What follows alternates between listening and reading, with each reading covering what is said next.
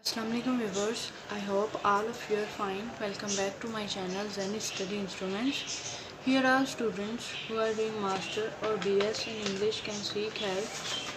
Today's course is Classical Greek Literature and I'm gonna tell you about the two epic Iliad and Odyssey का plot.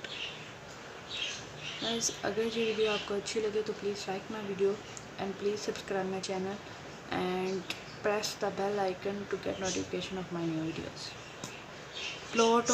Now I'm gonna start the topic. Plot of Iliad and Odyssey. Homer is created for writing two major epics poem. Homer दो अहम महाकाव्य नज़्मों को लिखने के लिए पैदा हुआ. The Iliad and Odyssey. First is Iliad and second Odyssey. Both of the poems consist of 24 books of hexameter verse in an ancient Greek dialect. दोनों poems एक कदीम यूनानी लहजे हेक्सामीटर वर्स यानी कि आयत की 24 किताबों पर मुश्तमिल है. हेक्सामीटर वर्स जिसमें यानी कि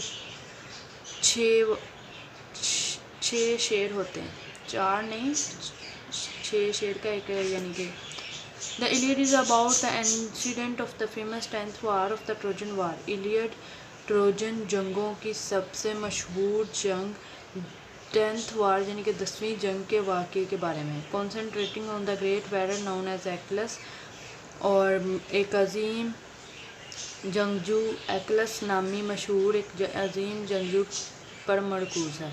The Odyssey also deals with war about the life of Odysseus. Odyssey भी ओडेसियस की ज़िंदगी के मतलब जंग से निमटता है. King of Ithaca and is long 10th year long journey home from war.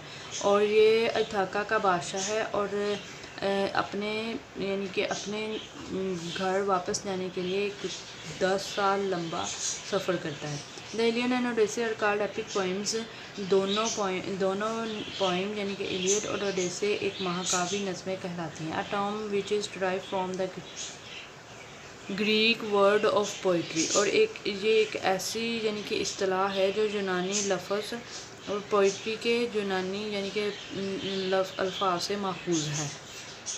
First Homer the Greek poet is said to have written both.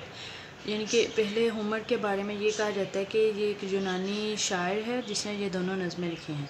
The Iliad is about the Trojan war. Iliad Trojan war के जंग के बारे में which started because the Trojan prince जो इस वजह से शुरू हुई क्योंकि Trojan prince Paris took Helen of Sparta from Menelaus. क्योंकि ट्रोजन प्रिंस यानी कि पैरस ने हेलन को स्पार्टा से मेनलस ले गया. So as revenge Menelaus got the leader of Greece to fight the Trojan. So इसीलिए बदले के तौर पर मेनलस लीडर ग्रीस यानी कि यूनानी ट्रोजन से लड़ता रहा. However, things got complicated due to conflict between Agamemnon and the greatest hero among the Greek. So इसी वजह से एगामेमनन और एक अजीम यूनानी हीरो एक्लिस के दरमियान एक छोटे से तनाज़े की वजह से मामला पेचीदा हो गए. Achilles therefore withdrew from battle.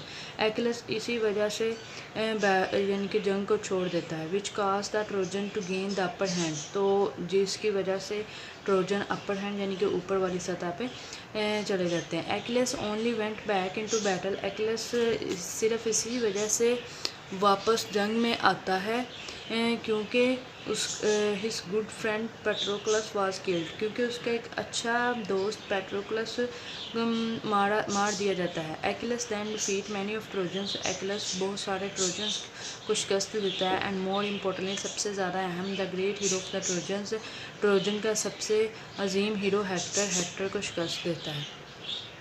The Odyssey is about what happened after the Trojan War. और ओडेसी यानी कि ट्रोजन वार के बाद क्या हुआ इसके मतलब है.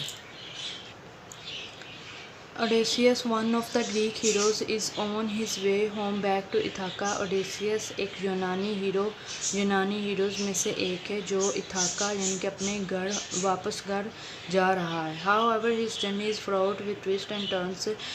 ताहम इसका सफ़र बहुत सारे यानी कि ट्विस्ट और टर्न्स, मोड़ों पर, मुश्किलात पर मुश्किल है। इन अ वर्ड, एक अल्फाज में, थिंग्स गेट वेरी कॉम्प्लिकेटेड, के चीज़ें बहुत ज़्यादा पेचीदा हो चुकी हैं। फॉर इंस्टेंस, मिसाल के तौर पर, he has to face many dangers, इसने बहुत सारे ख़तरात का सामना किया। The sirens, Polyphemus, Circe, cyclops and many more, जिस इन सब का सामना किया। When he finally get back, जब ये आखिरकार घर पहुंच गया, ही रियलाइजेस, इसको एहसास हुआ, that these are many suitors that have taken over his home, ये बहुत सारे स्वीटर्स हैं जो इसके घर पर हमला करने के लिए पहुंचे थे। So he needs to fight them, तो इसे इनके साथ लड़ाई करनी होगी। एंड ही डज, और उसने ऐसा ही किया।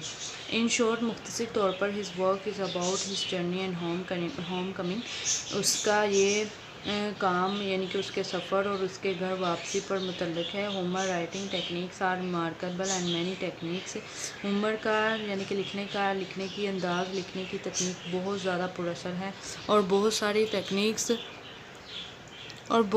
Techniques can be learn from his use of words and styles, उसके अल्फाज और उसके अंदाज से सीखी जा सकती हैं, इस्तेमाल से सीखी जा सकती हैं। इस writing techniques can be use not only in poetry, उसका यानी कि लिखने का अंदाज़ ना सिर्फ पोइट्री में यानी कि शायरी में इस्तेमाल होता है, but in fiction writing as well, लेकिन फ़िक्शन की राइटिंग में भी।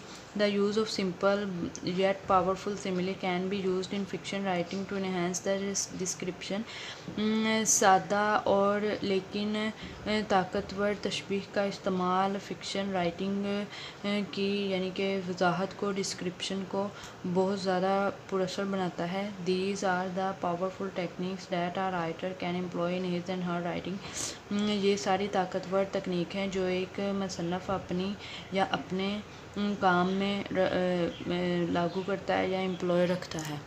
गाइस ये था आज का topic, plot of Iliad and Odyssey. Thanks for watching this video. अल्लाह हाफिज़।